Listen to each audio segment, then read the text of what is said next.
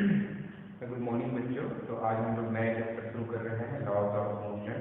जैसे कि नाम से ही स्पेसिफाइड है, लॉज ऑफ मोशन मतलब हमको मोशन के लॉज के बारे में स्टडी करना है। ठीक है, अभी तक आप लोगों ने जो मोशन इन स्ट्रेट लाइन पढ़ा था उसमें आप लोग मोशन के बारे में स्टडी किए थे, but without knowing its cause.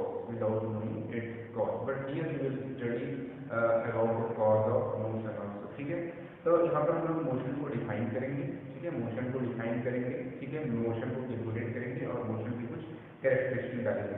तो मोशन के लिए सबसे जो इम्पोर्टेंट पैरामीटर है, वो जो जिम्मेदार है, जो कॉज है, वो क्या है? फोर्स है। ठीक है, हम लोगों ने चैप्टर 3 में काइनेमेटिक्स को डिफाइन किया था। काइनेमेटिक्स को डिफाइन करने का तरीका क्या है कि it is the study of motion, it is the study of motion without knowing its cause. ठीक है, लेकिन यहाँ पर हम लोग मोशन के कॉज को डिफाइन करेंगे। मोशन का सबसे पहला कॉज है फोर्स, है ना।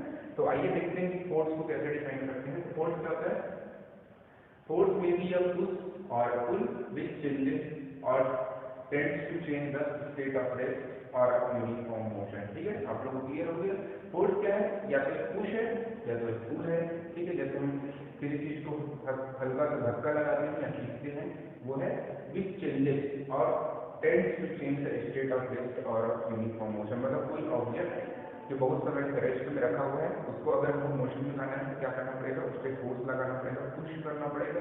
ठीक है, उसी प्रकार कोई ऑब्जेक्ट अगर मोशन में चल रहा है और उसको अगर हमको रोकना है तो हमको क्या करना पड़ेगा? पुल करना पड़ेगा। क्या करना पड़ेगा? पुल करना पड़ेगा। ठीक है, तो ये आपको फोर्स का डेफिनेशन याद रखना चाहिए कि इट इज अ पुश और pull which changes the state of rest और यूनिफॉर्म मोशन। ठीक है, देख उसके इफेक्ट देखते हैं। इफेक्ट में क्या है कि force can change speed of an object. Force can change and speed of object. जैसे कि आप लोग गाड़ी चलाते हैं, एक्सीलरेटर को जब आप घुमाते हैं, ठीक है, तो उसके द्वारा स्पीड को चेंज कर सकते हैं। जब आप एक्सीलरेटर को बढ़ाते हो तो इंजन क्या है? गाड़ी के ऊपर ज्यादा फोर्स लगाता है, फॉरवर्ड फोर्स। इंजन हमेशा फॉरवर्ड फोर्स लगाता है। तो जब फॉरवर्ड फोर्स लगाता है तो उसकी स्पीड को हम लोग क्या कर सकते हैं? चेंज कर सकते हैं। उसी प्रकार जब हम डिसेलरेट करते हैं क्या होता है? डिसेलरेट करते हैं तो क्या होता है? हमारा जो स्पीड है या वेलोसिटी है वो क्या हो जाता है? रिड्यूस हो जाता है। ठीक है, तो इस प्रकार से हम फोर्स के द्वारा जो हमारा स्पीड है, ऑब्जेक्ट का स्पीड है, उसको हम लोग चेंज कर सकते हैं। सेकंड क्या है? Force can change direction of motion.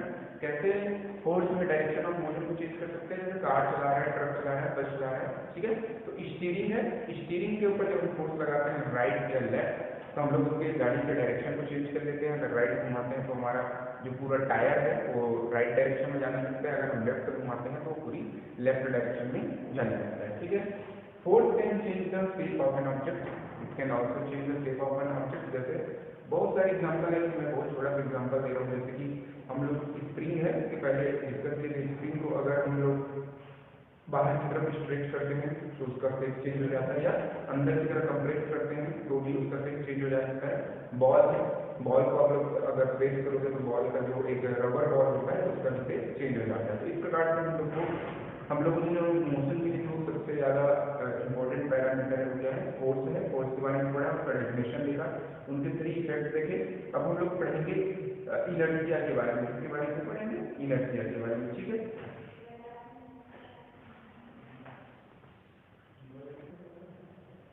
ठीक है बच्चों, तो हम लोग इनर्शिया को डिफाइन करते हैं। इनर्शिया क्या है?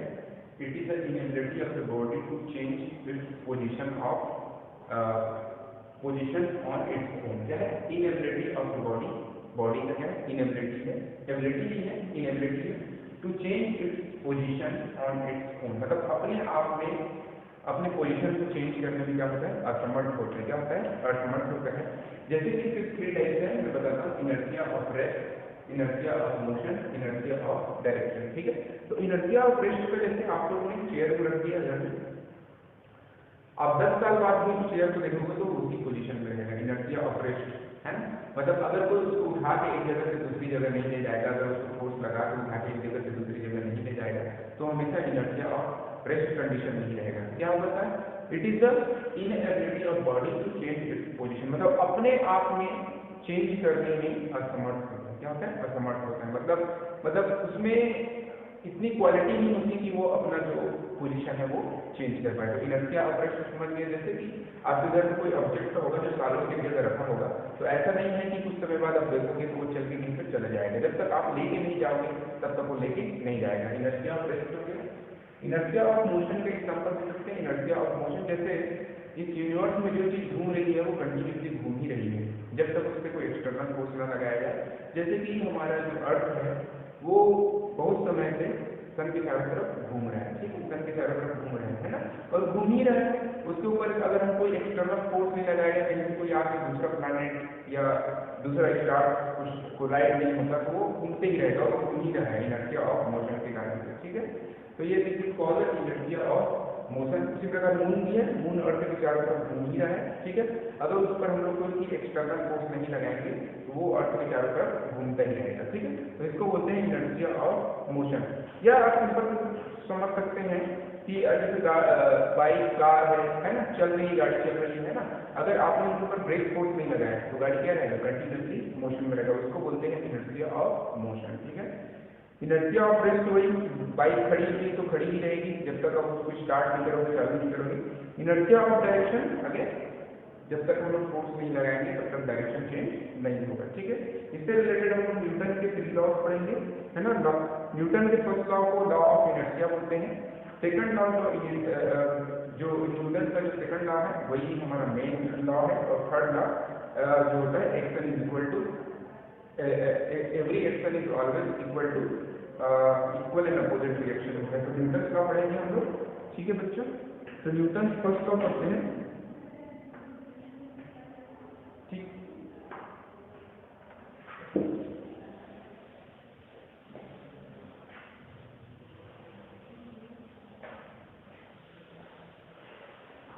जैसे मैं एक इनर्शिया का आप लोग को एग्जांपल देना चाहूँगा, इनर्शिया ऑफ रेस्ट का एक एग्जांपल देना चाहूँगा। उसमें क्या होता है कि जैसे कि इनर्शिया ऑफ रेस्ट में किस प्रकार का आएगा कि जब बस चालू होती है ना, बस चालू होती है तो अचानक से सब लोग पैसेंजर उसमें बैठे रहते हैं, ठीक है। जब बस चालू होती है तो क्या होता है कि बस मोशन में आ जाता है, तो हमारा लोअर पार्ट उससे कनेक्टेड रहता है, हमारा पेट उससे कनेक्टेड रहता है, तो हमारा लोअर पार्ट किसमें आ जाता है, मोशन में आ जाता है, ठीक है। तो लोअर पार्ट मोशन में आ जाता है, लेकिन हमारा जो अपर पार्ट है वो स्टेट ऑफ रेस्ट में रहता है। क्या रहता है, स्टेट ऑफ रेस्ट में रहता है। उसके कारण से क्या होता है कि हम पीछे की तरफ मतलब एक हमारा बेंडिंग हो जाता है, पीछे की तरफ क्या होता है, बेंडिंग हो जाता है। आपको समझ पा रहे हैं क्या बोल रहा हूँ। इनर्शिया ऑफ रेस्ट का बेस्ट एग्जाम्पल क्या है कि जैसे हम लोग बस में बैठे हैं, पता नहीं हम लोग बस में बैठे हैं, मैं तो पहले बचपन में बहुत बैठा, मेरे यहाँ गाड़ी वाड़ी नहीं थी तो मैं बस में जाता था, दूर का आता था तो बस में आता था। तो ऐसा होता था कि अचानक से अगर गाड़ी चलने लग गई है ना, तो मेरा तो साइंस के अनुसार और फिजिक्स के अनुसार मेरा जो वेस्ट का जो नीचे वाला पोर्शन है वो जो कि बस के सर्फेस से कनेक्टेड है वो मोशन में आ जाता था और अपर पोर्शन रेस्ट कंडीशन में रहता था, ठीक है। तो उसके कारण से क्या होता है, ये इनर्शिया ऑफ रेस्ट है, तो उसके कारण से क्या है, मेरा जो लोअर पार्ट है वो आगे की तरफ गया, बट मेरा जो अपर पार्ट है वही रह गया। इसलिए मैं कैसा फील करता हूँ, ये आगे चला गया और मैं पीछे चला गया, इस तरह से फील करता हूँ। लेकिन ओरिजिनली क्या है कि ये अपनी जगह पे ही रहता है, जो हमारा लोअर पार्ट है वो आगे निकल जाता है, लेकिन हमारे में क्या जाता है, बेंडिंग आ जाता है, ठीक है। इनर्शिया ऑफ रेस्ट का एक एग्जाम्पल है, जैसे हम लोग कंबल को कभी झड़ाते हैं ऐसा है तो क्या होता है कि डस्ट वहां से बाहर आ जाता है, ठीक है। तो कंबल को झड़ाने से क्या होता है कि कंबल तो मोशन करने लगता है, लेकिन जो डस्ट पार्टिकल है वो रेस्ट कंडीशन में रहता है, इनर्शिया ऑफ रेस्ट। उसके कारण से जैसे हमने अगर उसको पीटा, ठीक है, जैसे हमने कोई चादर या कंबल को पीटा तो वो तो आगे निकल गया, वो क्या हो गया, मोशन के कारण आगे निकल गया, फोर्स लगा तो मोशन के कारण आगे। लेकिन जो डस्ट इस पोजीशन में, सपोज कि कंबल है तो मैंने इसको पीटा तो यहाँ पे आ गया, लेकिन जो डस्ट है इनर्शिया ऑफ रेस्ट के कारण इन डस्ट पे रह जाते हैं तो क्या हो जाता है, झड़ जाता है। इसका एक एग्जाम्पल है, जैसे हम लोग खेत में बचपन में आप लोगों को तो पता नहीं, कभी का छोटा छोटा फल होता है, कभी या बेर का छोटा छोटा फल होता है, जिससे अपन लोग डाली को मिलाते हैं, ठीक है। तो डाली को मिलाते हैं क्या होता है कि डाली मोशन में आ जाता है ना। लेकिन इनर्शिया ऑफ रेस्ट के कारण से फ्रूट जो रहते हैं वो इनर्शिया ऑफ रेस्ट में रहते हैं, उसके कारण से क्या होते हैं, गिरने लगते हैं। तो ये कुछ एग्जाम्पल है इनर्शिया ऑफ रेस्ट के, ठीक है। मैं तो कह दिया हूँ, कितने भी काम किए वो मुझे पता है, ठीक है।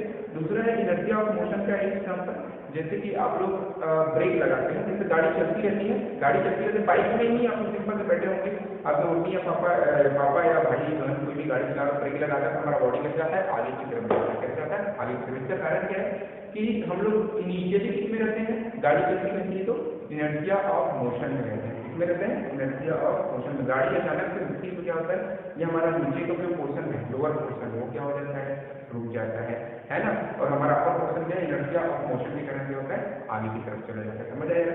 एक बार फिर से बताता हूँ कि इसी को तो अगर बस के केस में क्या है, बस अगर चलती रहेगी तो मेरा बॉडी क्या है, इनर्शिया ऑफ मोशन में है, इसमें है इनर्शिया ऑफ मोशन में, ठीक है। तो इनर्शिया ऑफ मोशन होने के कारण सरफेस से अटैच किया है मेरा लोअर पोर्शन। तो जब बस ब्रेक लगाता है ना, तो क्या होता है, ब्रेक लगाने के कारण मेरे ये जो लोअर पोर्शन है वो भी रुक जाता है, लेकिन ये जो अपर पोर्शन है वो मोशन में रहता है।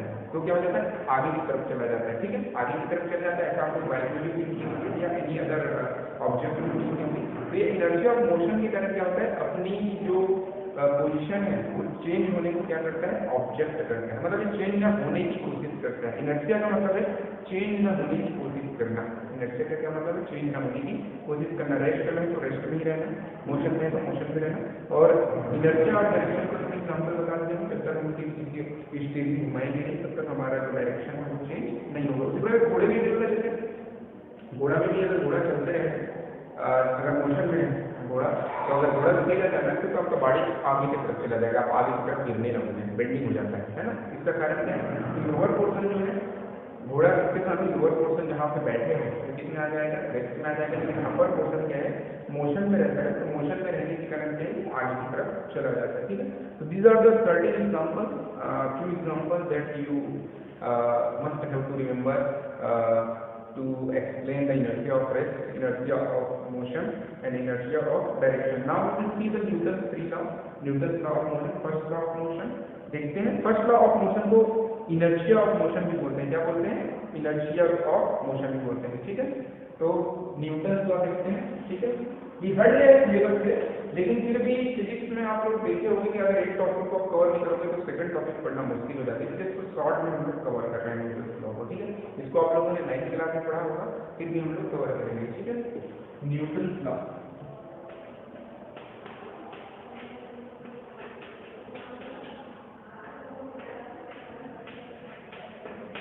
Newton's law first law is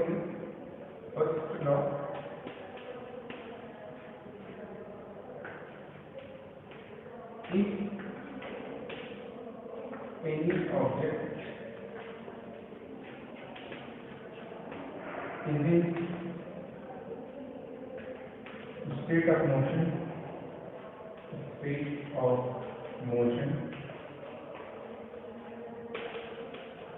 it will remain in motion, it will remain in motion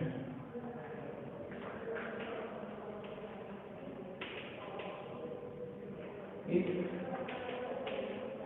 any object is in state of rest,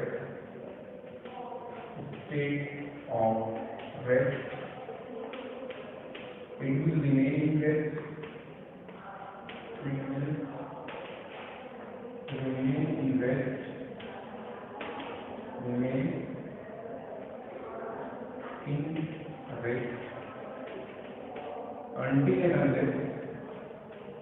until and unless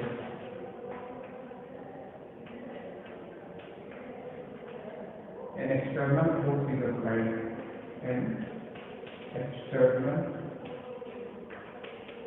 force is applied, ठीक है।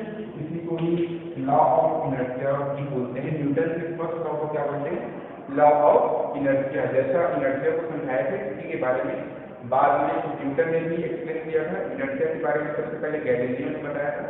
और ये जो चैप्टर है तो आप लोग का कब आ रहा पढ़ेंगे हम लोग अप्रॉक्स 1627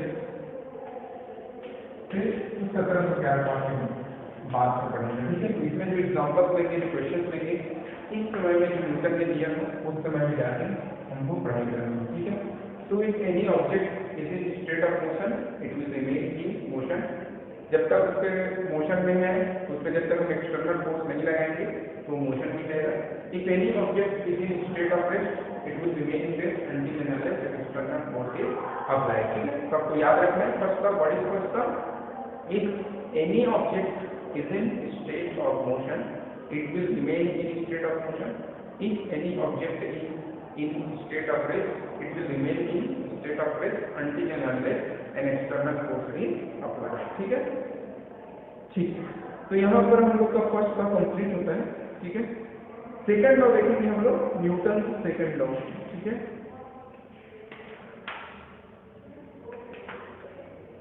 सेकंड लॉ के पहले हम लोग छोटा सा टॉपिक पढ़ेंगे, मोमेंटम। क्या पढ़ेंगे? मोमेंटम। हम लोग पढ़ चुके हैं मोमेंटम, मैंने पोजीशन में बताया था और मुझे तो बताया था क्या होता है मोमेंटम। बताइए एक बार फिर से रिवाइज कर देते हैं। मोमेंटम क्या होता है? मोमेंटम, मोमेंटम क्या होता है?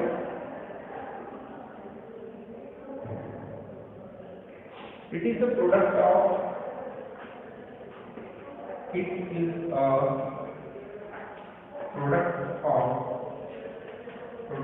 of mass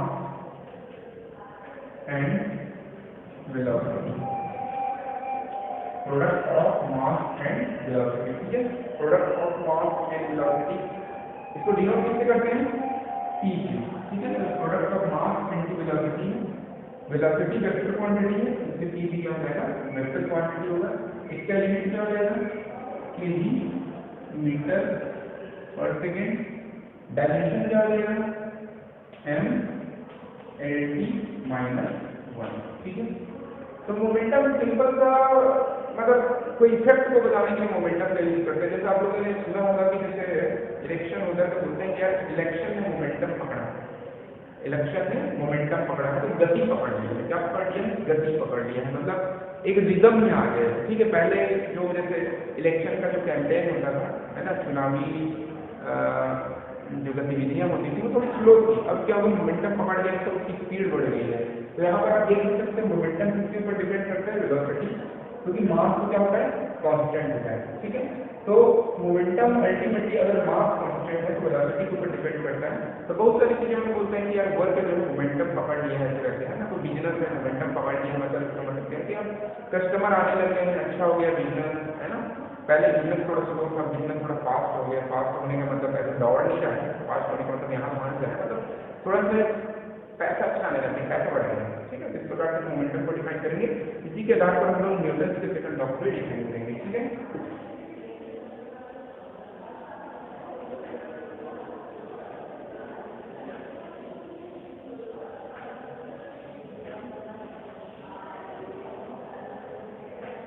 ठीक है, तो सेकेंड लॉ ऑफ मोशन को डिफाइन करेंगे, Newton second law, second law. ठीक है, तो ये क्या होता है कि rate of change of applied force, rate of change of momentum, rate of change of momentum is equal to the applied force। Rate of change of momentum is equal to the applied force। यही main है पूरे chapter में। ठीक है, applied force। ठीक है, तो देखो रेट ऑफ चेंज ऑफ, जब भी रेट मतलब क्या होता है पता है आप लोग को? रेट ऐसा एक वर्ड सुनेंगे तो उसके मतलब है टाइम रेट ऑफ चेंज। क्या होता है? Time rate of change. कहने का मतलब है कि rate of change of momentum, इसको शॉर्ट में ऐसा लिखा गया है, लेकिन एग्जैक्टली जो है इंग्लिश लैंग्वेज में टाइम रेट ऑफ चेंज होता है। क्या होता है? टाइम रेट ऑफ चेंज होता है। टाइम रेट ऑफ चेंज मतलब, टाइम रेट ऑफ चेंज मतलब टाइम का चेंज होना। टाइम रेट ऑफ चेंज मतलब ये वर्ड ज्यादा कई बार आएगा, कई बार आपको 1000 बार आएगा, आपको ही कोर्स करके ही आएगा। टाइम रेट ऑफ चेंज मतलब पहले सबको टाइम T1 था, अब क्या हो गया? टाइम T2 हो गया। जब क्या चेंज हुआ? टाइम चेंज हुआ। टाइम रेट ऑफ चेंज मतलब टाइम के चेंज होने से, क्या किसके चेंज होने से? टाइम के चेंज होने से। तो rate of change of momentum, ठीक है, मतलब टाइम के चेंज होने से मोमेंटम कितना चेंज हुआ, टाइम के चेंज होने से मोमेंटम कितना चेंज हुआ। ठीक है, तो इसको मैं कैसे रिप्रेजेंट कर सकता हूँ? ऐसे लिख सकता हूँ कि सपोज T1 से मेरा मोमेंटम क्या था? T1 था, क्या था? T1। ठीक है, और T2 टाइम पर मेरा मोमेंटम क्या था? T2 था।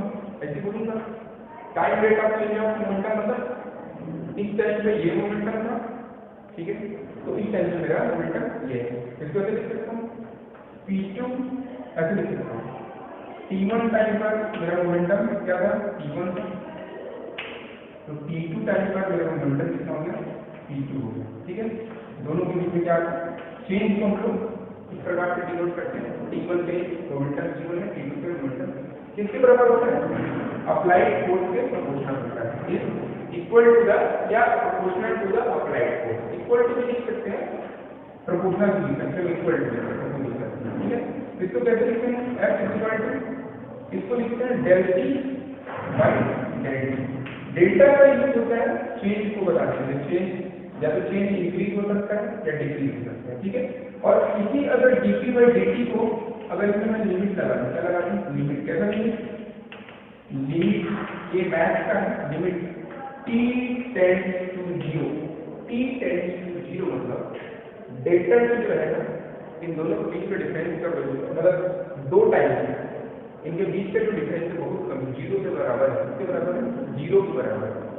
मतलब 0 के बराबर कहते हैं कि 0 नहीं है पर 0 के बराबर, कैसे लिखते हैं, limit t tends to 0, t tends to 0 del t by del t. इसका कहने का मतलब है कि जो डेल टी है t2 माइनस t1 है, इसकी वैल्यू ऑलमोस्ट 0 के बराबर है, ऑलमोस्ट 0 के बराबर है पर 0 नहीं है। ठीक है, जैसे आप लोग को मैं को पहले हमारे जमाने में तो 50 पैसा नहीं चलता है, अभी 1 रुपये से स्टार्ट होता है सबका, 50 पैसे चलते थे पहले, 50 पैसे 25 पैसे चलते थे, तो हम लोग उससे हजारी वगैरह लेके जाते थे। ठीक है, तो अभी मैं जैसे आपको 50 पैसा दे दिया, क्या दे दिया, 50 पैसे, तो 50 पैसे की कोई वैल्यू है नहीं, वो 0 के बराबर है, किसके बराबर है, 0 के बराबर, 0 नहीं है, समझ आए, 0 के बराबर है पर 0 नहीं है। ठीक है, जैसे मैं बोल दिया 0.00001 सेकेंड, ठीक है, कैसे लिखा मैंने, 0.00001 सेकेंड, तो ये किसके बराबर है, 0 के बराबर है पर 0 नहीं है। ठीक है, तो अगर ये डिफरेंस 0 के बराबर ही है, 0 जैसा ही है पर 0 नहीं है, तो उसको उस कंडीशन में हम लोग क्या लिखते हैं, F इक्वल टू क्या होता है, dt बाई dt। ठीक है, ये एवरेज वैल्यू को बताता है, किसको बताता है, एवरेज वैल्यू को।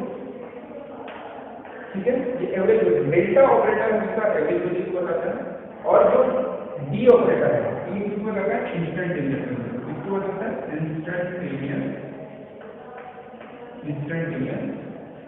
वैल्यू। ठीक है, इंस्टेंटेनियस वैल्यू को हम लोग डिफरेंशिएशन ऑपरेशन से डिनोट करते हैं। अब इसको मैं ऐसे लिख सकता हूँ, d by D T of t, d by D T of t, मतलब मैं मोमेंटम का क्या कर रहा हूँ, डिफरेंशिएशन कर रहा हूँ, मोमेंटम का क्या कर रहा हूँ, डिफरेंशिएशन। डिफरेंशिएशन का मतलब तो क्या होता है, चेंज। डिफरेंशिएशन कब काम करेगा, जब कोई चीज चेंज हो रही है। ठीक है, अगर कोई चीज चेंज नहीं हो रही है तो उसका डिफरेंशिएशन क्या हो जाता है, 0 हो जाता है। डिफरेंशिएशन का मतलब ही चेंज होता है, डिफरेंशिएशन का ही मतलब क्या होता है, चेंज होता है। अगर चेंज हो ही नहीं रहा है मतलब चेंज क्या है, 0 है, चेंज नहीं हो रहा है तो चेंज क्या है, 0 है। ठीक है, तो जैसे कि मैं कोई भी नंबर लेता हूँ उसका डिफरेंशिएशन करता हूँ, जैसे कोई भी नंबर लेता हूँ उसका डिफरेंशिएशन करूंगा तो उसके नंबर का डिफरेंशिएशन क्या होता है, 0 है। क्यों होता है, जैसे मैंने नंबर 5 बोला, इसको मैंने 5 बोला, ठीक है, अभी मैं कहाँ पे हूँ, अर्थ पे हूँ, कहाँ पे हूँ, अर्थ पे। ठीक है, तो यहाँ पर मैं इसको 5 ही बोलूंगा, ऐसे ही मैं स्पेस में चले जाऊंगा तो भी 5 बोलूंगा, मैं मून में भी चले जाऊंगा तो इसको 5 बोलूंगा। तो इसकी वजह कहीं भी with respect to time and with respect to place change नहीं हो रही है, इसका डिफरेंशिएशन क्या हो जाएगा, विद रिस्पेक्ट टू टाइम इसका डिफरेंशिएशन क्या हो जाएगा, 0 हो जाएगा, क्योंकि चेंज ही नहीं हो रहा है, चेंज नहीं हो रहा है। तो इसको मैं क्या बोलूंगा, इसका चेंज हो ही नहीं रहा है, इसलिए 0 हो गया। डिफरेंशिएशन का मतलब होता है, डिफरेंशिएशन कब अप्लाई करते हैं, जब कोई क्वांटिटी चेंज होती है। जब टाइम के रिस्पेक्ट में ये क्वांटिटी चेंज होती है तब उसका कुछ वैल्यू निकल जाता है। जब टाइम के रिस्पेक्ट में इनकी वैल्यू चेंज नहीं हो रही तो इसका डिफरेंशिएशन क्या हो जाएगा, 0। क्या हो जाएगा, 0। जैसे आपके मोबाइल का बैटरी है, आपका मोबाइल का बैटरी सपोज आपका मोबाइल का बैटरी क्या है, 12 वोल्ट है, सपोज उनका चार्ज 100% है, 100% है, आपने कोई यूज नहीं किया, सपोज आपने कोई यूज नहीं किया, सपोज 7 बजे, ठीक है, 7 बजे आपने देखा 100% लिखा है, आपने कोई यूज नहीं किया, बंद कर दिया, 4:05 में भी देखा तो 100% लिखा है, क्या लिखा है, 100%। तो इसमें कुछ चेंज हुआ है क्या, कोई चेंज नहीं हुआ है, उसका डिफरेंशिएशन क्या हो जाएगा, 0 हो जाएगा। ठीक है, तो अब कांस्टेंट क्वांटिटी का हमेशा डिफरेंशिएशन क्या होता है, 0 होता है। ठीक है, ये कुछ बेसिक बातें थी पिछले चैप्टर से रिलेटेड जो मैंने यहाँ पर मेंशन कर दी। ठीक है, तो यहाँ पर हम लोग देखते हैं f इक्वल टू p की वैल्यू रखते हैं, t किसके बराबर होता है, जैसे d by dt mg के बराबर होता है, किसके बराबर होता है, मास इनटू वेलोसिटी। ठीक है, तो यहाँ अगर मास कांस्टेंट है, हम लोग जो न्यूटन सेकंड लॉ आप लोग पढ़े थे क्लास 9 में, वो मास को कांस्टेंट रखते, किसको कांस्टेंट रखते, मास को कांस्टेंट रखते। तो अगर मास कांस्टेंट है तो डिफरेंशिएशन में अगर दो क्वांटिटी मल्टीप्लिकेशन में, दो क्वांटिटी मल्टीप्लिकेशन में, सपोज ये ऐसा है d by dt of mass only, ऐसा है। ठीक है, मास, तो यहाँ पर मास अगर कांस्टेंट है, जैसे मेरा मास जो है 56 किलोग्राम है। ठीक है, मून में भी मेरा मास कितना रहेगा, 56, जुपिटर पे भी 56, तो मास क्या रहेगा, कांस्टेंट, सब जगह क्या रहेगा, कांस्टेंट। तो यहाँ पर वैल्यू 0 हो जाता है, क्या हो जाता है, 0। लेकिन डिफरेंशिएशन में क्या होता है कि अगर मास किसी दूसरे टर्म के साथ मल्टीप्लिकेशन में है, इसमें मल्टीप्लिकेशन है, तो वो वहां पर कांस्टेंट की वैल्यू 0 नहीं होती। उसका एक रीजन है, वो रीजन में आप लोग को बाद में बताऊंगा। ठीक है, आप लोग से अगर कोई डाउट पूछना चाहे पूछ सकते हैं, लेकिन अगर ये कांस्टेंट क्वांटिटी है ना, अगर किसी दूसरे टर्म के साथ मल्टीप्लिकेशन में, तो उसमें वो जो कांस्टेंट क्वांटिटी है वो 0 नहीं होती, वो बाहर निकल जाएगा। क्या जाएगा, ये आपका बाहर निकल जाएगा और d by dt of b। ठीक है, d by dt तो आप लोगों ने पढ़ा होगा, एक्सेलरेशन किसके बराबर होता है, change rate of change of velocity. किसके बराबर होता है, इसको कैसे पढ़ते हैं, rate of change of velocity, मतलब time rate of change of velocity, मतलब टाइम के चेंज होने की वेलोसिटी अगर चेंज होता है उसको क्या बोलते हैं, एक्सेलरेशन। तो f इक्वल टू क्या हो जाएगा, mass into acceleration. This is the Newton second law. आपको न्यूटन सेकंड लॉ जब पूछा जाएगा तो इसको नहीं बताना है, इसको नहीं बताना, आपको किसको बताना है, इसको बताना है। क्या बताना है, rate of change of momentum is equal to the applied force, rate of change of momentum is equal to the applied force, this is the cause, ये कारण और ये इसका इफेक्ट है। ये डेरिवेशन के थ्रू आया, ये सेकंड लॉ तो ये यहाँ ये। ठीक है, तो इस प्रकार से आप लोग को याद है। अगर किसी की जगह ऐसा बोल दिया जाए कि यहाँ पर मास चेंज हो रहा है और वेलोसिटी कांस्टेंट है, तो कैसे लिखेंगे, अगर मास चेंज हो रहा है और वेलोसिटी कांस्टेंट तो कैसे जाएगा, v equal to dm by dt, v equal v into dm by dt, ऐसा हो जाएगा। ऐसा हो जाएगा अगर मास चेंज हो रहा है, किसी कंडीशन में अगर मास चेंज हो रहा है। ठीक है, तो इस प्रकार से हो जाएगा। तो टोटल न्यूटन सेकंड लॉ कैसे लिख सकते हैं, ये कंडीशन प्लस ये कंडीशन कैसे लिख सकते हैं, एक में ये कांस्टेंट है तो m dv by dt plus, ठीक है, अगर एक में वेलोसिटी कांस्टेंट है कैसे लिखेंगे, v dm by dt। तो this is the perfect Newton second law. ये वाला भी कब आया था, जब हमने मास को कांस्टेंट किया था, लेकिन this is valid only when mass is constant, this is valid for every condition. So this is the universal law. Okay, so this you have to remember. ठीक है, नोट कर लीजिए, there will be the Newton third law.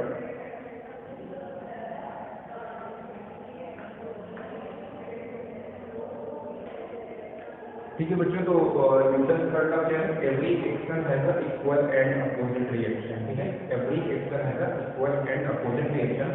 Suppose ये हमारा surface है ऐसा, इस पे कोई मास क्यूब रखा हुआ है। ठीक है, इसको हम लोग एक्सटर्नल फोर्स F के द्वारा खींचने की कोशिश कर रहे हैं, एक्सटर्नल फोर्स F के द्वारा खींचने की कोशिश कर रहे हैं।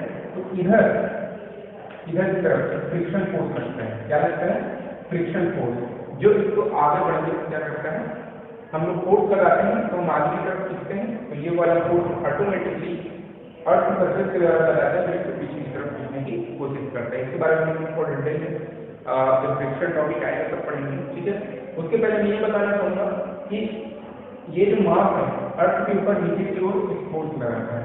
ठीक है, ये फोर्स किसके बराबर होता है, मास इनटू ग्रेविटेशनल एक्सेलरेशन। ठीक है, तो अगर हम कोई भी मास रखते हैं अर्थ सरफेस पे, तो नीचे की तरफ ये जो ऑब्जेक्ट है नीचे की तरफ एक फोर्स लगाता है F इक्वल टू mg, और इस सरफेस भी ऊपर की तरफ एक फोर्स लगाता है इस ऑब्जेक्ट के ऊपर, ये अर्थ सरफेस। ठीक है, ये अर्थ सरफेस है आपका, earth surface.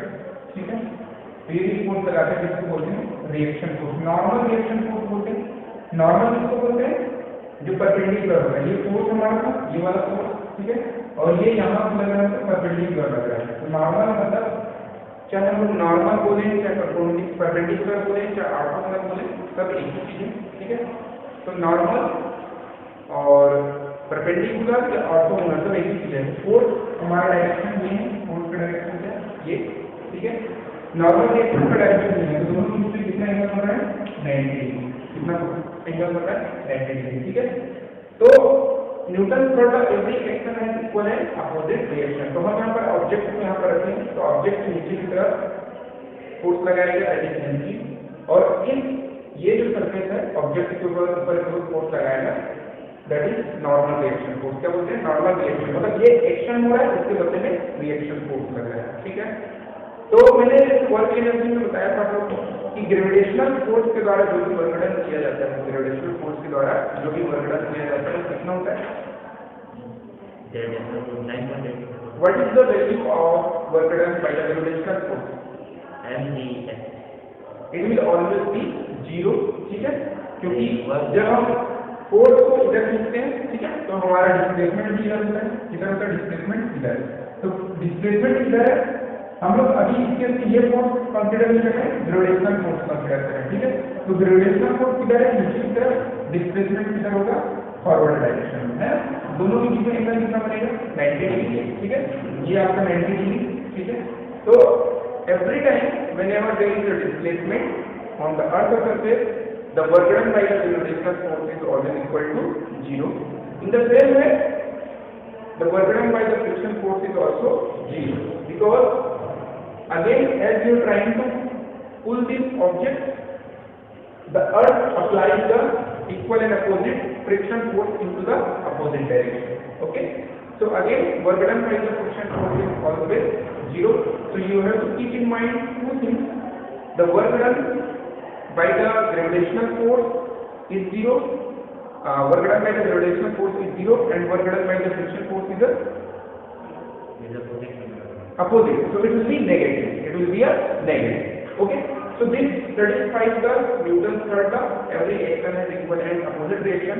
From tomorrow onwards, we will see some topics related to the friction.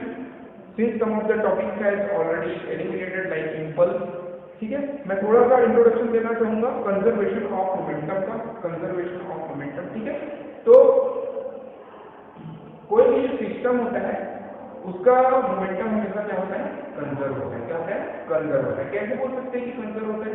Basically momentum is the product of mass into velocity, ठीक है, मास इनटू वेलोसिटी। तो मास तो पूरा इस धरती का जो पूरा मास हो गया है कांस्टेंट है, कितना है? अर्थ का मास कितना है? 10 to the power 24 किलोग्राम, कितना है? 10 to the power 24 किलोग्राम। तो वो तो कांस्टेंट रहेगा, उसमें कोई चेंजेस नहीं हो सकते। अब चेंज किसमें हो सकता है? वेलोसिटी में। किसमें हो सकता है? वेलोसिटी। जैसे कि ट्रेन चल रहा है तो दो ट्रेन के बीच में टक्कर हो जाता है, तो उसका वेलोसिटी क्या हो गया? चेंज हो गया। वेलोसिटी चेंज होने से क्या चेंज हो गया? मोमेंटम चेंज हो गया।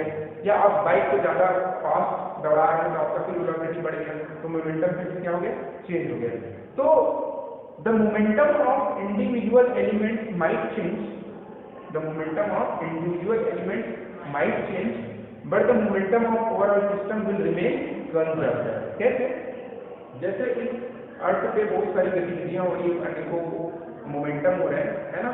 जैसे कि कोई दौड़ रहा है, कोई टकरा रहा है, कोई गाड़ी से भगा रहा है ना, एयरक्राफ्ट क्रैश कर रहा है तो वेलोसिटी कम हो जा रहा है, या कभी ज्यादा चला रहे हैं तो क्या हो रहा है? वेलोसिटी बढ़ रहा है, तो मोमेंटम पे इफेक्ट होगा। तो इंडिविजुअल एलिमेंट का मोमेंटम चेंज होगा। लेकिन क्या यहाँ के मोमेंटम चेंज होने से अर्थ के मोमेंटम पे कोई फर्क पड़ा क्या? नहीं पड़ा। कैसे बोल सकते हैं? क्योंकि अर्थ जो है सन का एक रिवॉल्यूशन अगर 365 डेज एंड 6 आवर्स में लगाता है, तो नेक्स्ट टाइम भी उसका रिवॉल्यूशन क्या रहता है? 365 डेज एंड 6 आवर्स, ठीक है। मास तो ऑलरेडी कांस्टेंट है और यहाँ पर वेलोसिटी भी क्या हो गया?